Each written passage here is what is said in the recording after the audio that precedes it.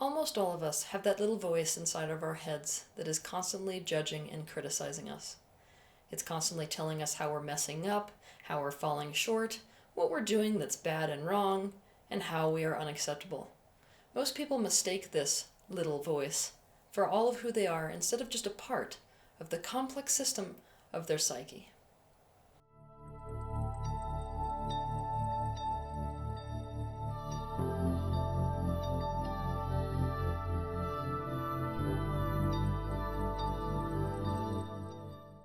Because this self-critic can cause so many problems and can make your life so miserable, it's easy to see this inner voice as an enemy that lives within your own skin. Because of this, the world is full of methods for dealing with this inner critic. Methods like fighting against it. Methods like negating or minimizing it. Methods like ignoring it, and so on and so forth. The problem with these different methods is that they don't work. In fact, they never will work.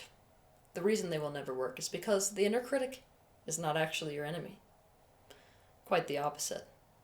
The inner critic is powerfully for you. It is trying to protect you.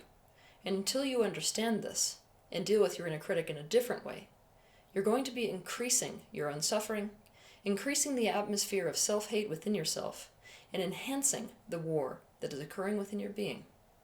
In order to understand the inner critic, the first thing that you have to understand is that all organisms that belong to the animal kingdom, and this includes humans, find pain that is out of their hands, out of their control, and therefore unpredictable, so terrorizing that they find it better to be able to control their own pain by harming themselves than to sit there at the mercy of the pain inflicted by others.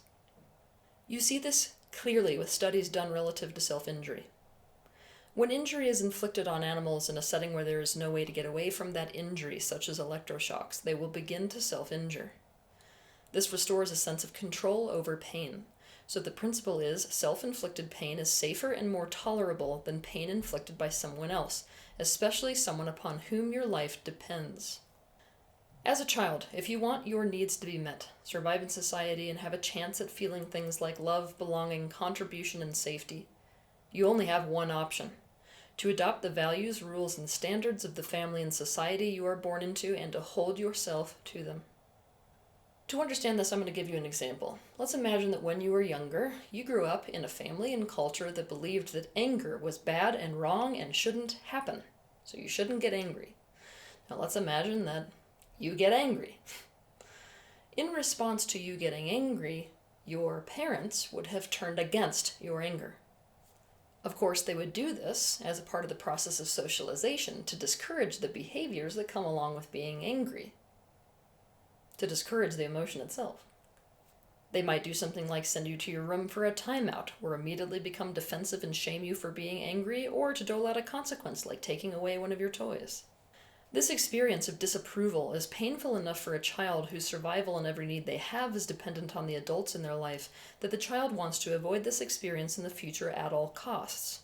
In response, what you would do in order to be able to control avoiding it in the future is that you would adopt the social value of not getting angry, and you would make it your standard for yourself. You internalize societal values, rules, and standards and begin to police yourself so that you stay in alignment with them. After that day, anytime that you feel anger creeping up, or if you get angry, you will begin to police yourself before anyone else has the chance to do so. You remind yourself of how bad and wrong your anger is. You remind yourself of how subpar it makes you as a person. You beat other people to the punch and disapprove of yourself first. In the best case scenario, this method of self-policing makes it so that you disapprove of whatever you're going to do fast enough that you never follow through with something that might actually be met with disapproval. In the worst case scenario, what this self-policing does is it means that you might follow through with something that causes you to meet with disapproval, but not to the full force of that disapproval, because you will clearly demonstrate that you are aware of how bad and wrong it was, and you don't stand by what you did, and so it probably won't happen again. So it decreases how extreme those consequences that you meet with are.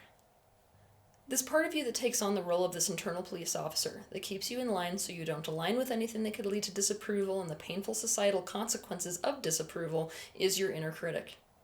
It is a part of you that is trying to protect you, and so you could consider it your most inverted advocate. Your inner critic is a protector personality within the complex system of your own psyche. It is there because it thinks it's going to save your life. I should say, you created this aspect of yourself so as to save your life, keep you away from consequences, make sure that your needs keep getting met, make sure that you're in alignment with the people around you. Just like a police officer serves to keep people in alignment with human society, the inner critic is trying to keep you in alignment with other people. It is trying desperately to uphold your values and standards, both those that are true to you and those that you adopted from other people in your social environment. The inner critic is the one that holds the truth of what matters most to you. For example, imagine that what somebody in your life rejected you for was the fact that you are so sensitive. This is disapproval. And it's painful enough that your inner critic is going to try to protect you by making sure that you aren't so sensitive. It's going to constantly remind you of how bad being too sensitive is. It's going to try to discourage you from being too sensitive. If it criticizing and shaming you for being sensitive doesn't work to change your behavior, this inner critic's then going to escalate. It's going to become more and more abusive. It's going to become more and more intense in the way that it goes after you for those things that could cause you to meet with disapproval. And this could escalate all the way to what we call this dynamic of shame, whereby you are creating an internal triangulation against the entire part of you that is sensitive. Your inner critic does this because it thinks that if it gives enough disapproval for this thing, preemptively before anybody else gets to, you will be motivated to change it and fix it, and you will stop doing it, whatever that thing is that causes you to meet with disapproval or painful consequence. And this will get you that sense of belonging and safety that you want. In this example, the truth that the self-critic holds is how important belonging and safety are to you and how much you need those things. It's tempting to think that the inner critic is self-sabotaging. Makes sense at face value, right? But the thing is that there's actually no such thing as self-sabotage in this universe. If there is any part of you that seems to be self-sabotaging, it's actually thinking that what it's doing is in your best interests. It may just not be particularly aware of what the negative consequences are, or whether they're worth it. To understand this concept in depth, you can watch my video titled "There is no such thing as self-sabotage." You will get nowhere relative to the inner critic when it comes to getting the inner critic to see how what it's doing isn't working or may actually be against you, relative to getting this inner critic to maybe change the way that it's functioning within your internal system, unless you put dedicated focus into understanding your inner critic. What does it mean to understand the inner critic? It means to understand how and when and why it was created within your system. It means understanding what its genuine motivations are. It means understanding clearly what its intentions for what it's doing are. It means consciously examining those standards and those rules and those values that are upheld by your inner critic. It also means consciously examining those consequences and the reality or lack thereof of them that your inner critic is constantly trying to keep you away from. For this reason, the best thing you can do is to do parts work directly with the part of you that is your inner critic. To learn how to do this, watch my video titled Parts Work, What is Parts Work, and How to Do It. When you work in this way directly with your inner critic, you're going to become aware of how truly benevolent this aspect is, and just how well-intentioned it is. You will be able to show it how the way that it's going about things is actually not in alignment with your best interests. Maybe it was at one time, but it isn't today. You can end the adversarial relationship you have with that little critical voice inside your own head.